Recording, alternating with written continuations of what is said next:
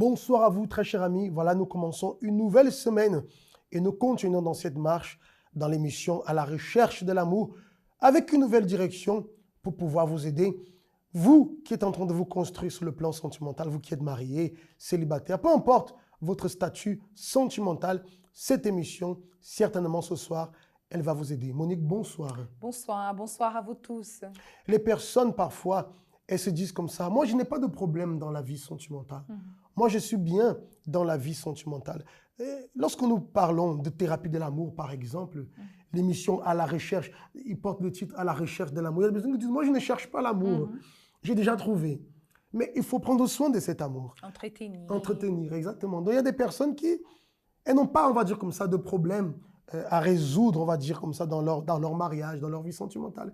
Mais il est toujours bon d'avoir des éléments qui nous rappellent ce qui est bon de faire et des éléments qui, là-devant, vont pouvoir nous servir lorsqu'une situation se produira. Et cet entretien, il est essentiel dans la vie sentimentale. Et la plupart des personnes qui vivent un échec dans l'amour, c'est parce qu'elles pensent exactement comme ça. Ah, j'ai déjà l'amour, c'est bon. E c'est pas du tout cela. Assim comme dans la vie, par exemple, une maison, on achète une maison tout neuf. Si elle n'est pas entretenue, si au bout de 2, 3 ans, il n'y a pas la peinture qui est faite à nouveau, cette maison, elle sera... Avec le temps, hein, voilà, tout tombe. Tout tombe. Tout vieillit. Voilà, et ainsi c'est l'amour. S'il n'y a pas cet entretien, s'il n'y a pas cette recherche de pouvoir apporter des bons éléments pour cet amour-là, à un moment donné, il va finir. Exactement. Alors, il faut prendre soin. Il faut prendre soin constamment. On dit souvent, c'est comme le feu de la cheminée. Il faut constamment mettre du bois. Et à un moment, on ne met pas le bois toutes les minutes. On met le bois un moment, mais arrive un moment où ce bois qui a été mis, voilà, il va se consumer. Il faut rajouter du bois pour pouvoir maintenir la flamme. Alors, pour maintenir cette flamme de l'amour, il faut sans cesse investir. Raison pour laquelle nous sommes toujours ici pour vous apporter des nouvelles directions, pour vous rappeler des choses qui ont déjà été dites. Enfin, que vous puissiez toujours avoir des éléments parce que les situations dans le mariage vont venir. Les difficultés dans la vie sentimentale vont venir. Il y a des personnes qui sont célibataires. Le moment de faire le choix de la personne avec qui elles vont passer le reste de leur vie va venir. Donc tout cela, il faut que la personne ait les bons éléments en main pour pouvoir prendre la bonne décision qui va l'aider alors dans sa construction sentimentale. Oui, des choses à retirer, des choses à ajouter dans sa vie sentimentale. Donc, des conseils, des bons conseils, c'est toujours bon d'avoir. Exactement. Sans plus tarder, nous allons voir en ce moment notre premier témoignage, l'expérience. C'est Madame Cynthia. On ne va pas entrer en détail, tout à l'heure on parlera plus. Vous allez voir comment ce travail de la thérapie de l'amour l'a aidée et continue à l'aider. C'est qu'elle est en train de vivre, je dirais, le bénéfice qu'elle est en train de recevoir. Vous aussi, vous pouvez recevoir. C'est une question de décision. Je vous dis à tout de suite.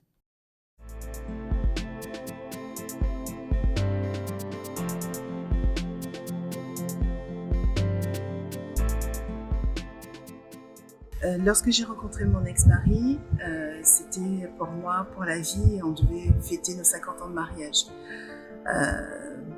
Pour moi, j'avais vraiment tout investi dans cette relation. C'était pas seulement dans cette relation, pour moi, c'était vraiment à la vie, à la mort. Après mon divorce, j'ai été vraiment par terre.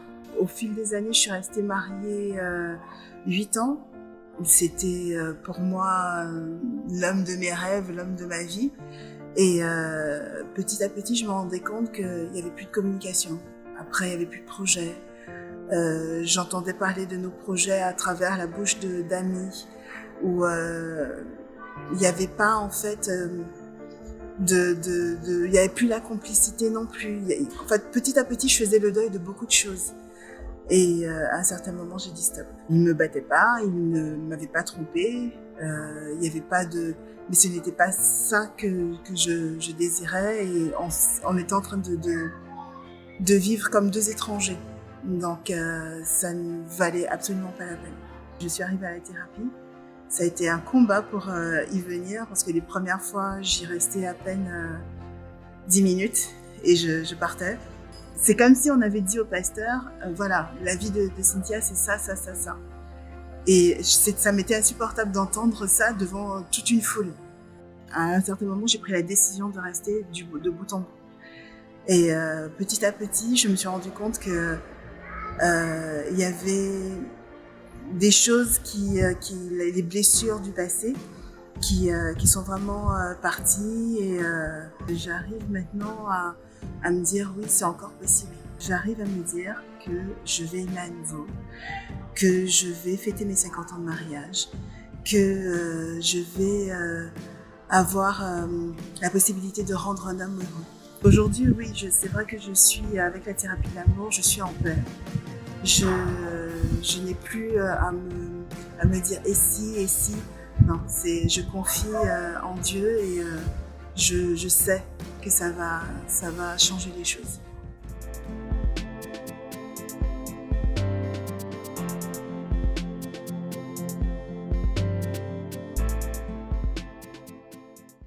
Ce que nous venons de voir ici, dans l'expérience de Madame Cynthia, elle donne ici un élément qui a été, je dirais, l'élément déclencheur de l'échec qu'elle a connu dans sa vie sentimentale et dont on parle souvent, la communication. Le manque de communication a engendré tellement de choses. Et finalement, ce mariage qui avait été établi pour la vie a fini par un divorce. Et qui ne s'est pas arrêté là. Parce qu'un divorce apporte toujours des conséquences à l'intérieur de la personne. Mais grâce au travail qui est en train d'être réalisé, elle se reconstruit, elle se refait intérieurement et est en train de se préparer de vivre cet amour intelligent. L'élément communication dans le mariage est extrêmement important. D'ailleurs, on aura cette marche dont on parlera tout à l'heure à la fin de l'émission qui a pour but de promouvoir la communication. On voit ici que le mariage s'est terminé à cause du manque de communication. Et souvent, la personne ne comprend pas l'importance de cela. Parce que c'est quelque chose qui, avec le temps, ça dure, mais qui finit par engendrer d'autres situations qui tuent le mariage, malheureusement. Oui, parce que le manque de communication, pardon, ça peut engendrer le manque de confiance, ça peut engendrer beaucoup de choses. Parce que quand on communique, on finit par savoir ce qu'il y a à l'intérieur de l'autre personne. Quand on parle, on révèle ce qu'il y a dans notre intérieur. Et quand dans un mariage, n'existe plus cela, le temps passe et le couple, il permet que s'installe ce silence entre eux. Ça, c'est la pire des choses qui peut arriver dans un mariage. C'est comme on dit ici, comme deux étrangers. Deux étrangers, oui. Quelles sont les caractéristiques de deux étrangers? Ils ne se connaissent pas. Ils ne se connaissent pas. Ils ne parlent pas. Ou s'ils parlent, c'est bonjour, bonsoir, ça va, ça va. Ça s'arrête là. Il n'y a pas plus. Et ça ne peut pas exister dans le mariage. D'où alors le thème de ce soir où nous allons parler, conseiller, conseillère. Souvent, on voit que le mariage, il prend une direction où tous les deux finissent par se retrouver dans des situations difficiles. Le mari et l'épouse, tous les deux doivent être attentifs l'un et l'autre parce qu'un doit aider l'autre. L'un doit aider l'autre. Ça, il y a parfois des décisions que le mari va prendre. Il n'a pas la sensibilité de voir que cette décision peut créer une situation difficile pour le couple. Parfois, ça peut être une décision financière. Excusez-moi, pour le couple et parfois pour lui-même. Exactement. Donc, parfois, il va prendre une décision financière. Disons qu'il veut faire un investissement financier. Il se dit que ça va être bien pour la famille, etc. Mais il est tellement plongé dedans qu'il ne voit pas les dangers. Mais l'épouse qui est là et qui fait aussi une analyse, elle dit non. Elle va parler avec son époux. Non, mon chéri, regarde. Si tu prends tes décisions, regarde les conséquences. Ça. Là, ses yeux s'ouvrent.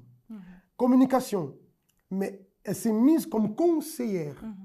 Et c'est ce que l'épouse doit être, et ce que le mari doit être. L'un et l'autre, dans la communication, ils doivent se conseiller. Écoute, on n'est pas en accord sur quelque chose, mais regarde, si tu veux que moi j'agisse comme ça, écoute, c'est un conseil qu'il donne. Agis plutôt comme ça avec moi et moi je ferai comme ça. Donc, le mari est un conseiller pour l'épouse et l'épouse doit être une conseillère pour le mari. Oui, et c'est important aussi, celui qui donne le conseil, savoir comment donner aussi, parce que parfois l'autre qui est dans la situation, il ne demande pas le conseil non plus, parce que parfois la personne elle a peur d'aller parler à l'autre.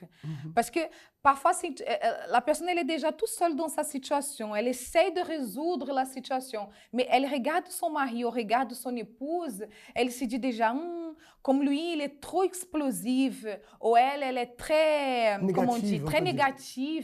Alors, je ne vais même pas parler, je vais m'en occuper de ça tout seul parce que Pourquoi cela? Parce que la personne, elle ne voit pas dans l'autre la condition pour pouvoir l'aider non plus, à cause de ses attitudes. Alors c'est ça, on doit être les maris doivent être de bons conseillers. Quand on dit bon conseiller, c'est pas toujours quelque chose où il veut tirer bénéfice. Non, il doit voir, non, je vois que mon épouse va prendre cette décision.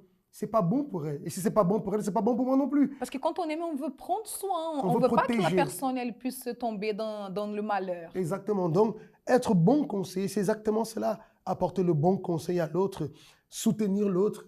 Quand la personne va prendre une bonne décision, le bon conseil aussi veut quoi? Que je lui apporte des paroles d'encouragement, que je sois avec lui, que je le soutienne, que je sois avec elle, que je la soutienne. Parce que, comme tu disais, souvent la personne va chercher des conseils à l'extérieur. Parfois, la fille va chercher des conseils chez les copines et chez la famille. Non pas qu'elle ne peut pas avoir de conseils de l'extérieur, mais celui qui est là tout en premier, c'est le mari. Si les deux ne voient pas bien et qu'ils voient qu'ils ont un doute sur leur décision, ils peuvent demander à l'extérieur, il n'y a pas de mal. Mais le mari, l'épouse, doivent être des conseillers pour l'un et pour l'autre.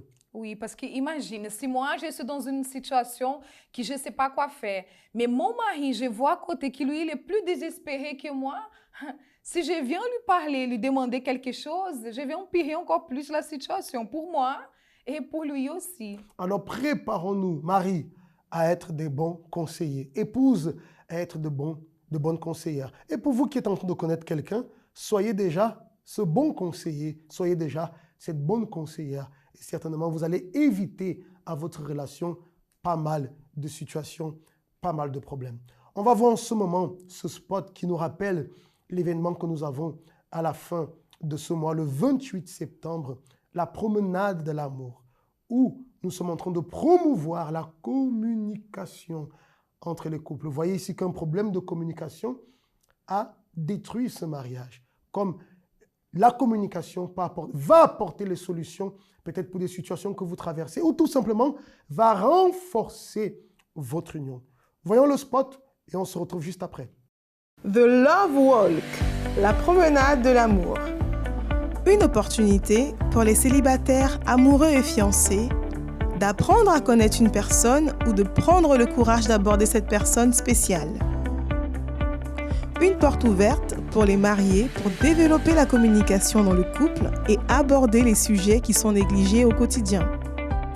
Venez participer à cet événement spécial pour investir davantage dans votre vie amoureuse.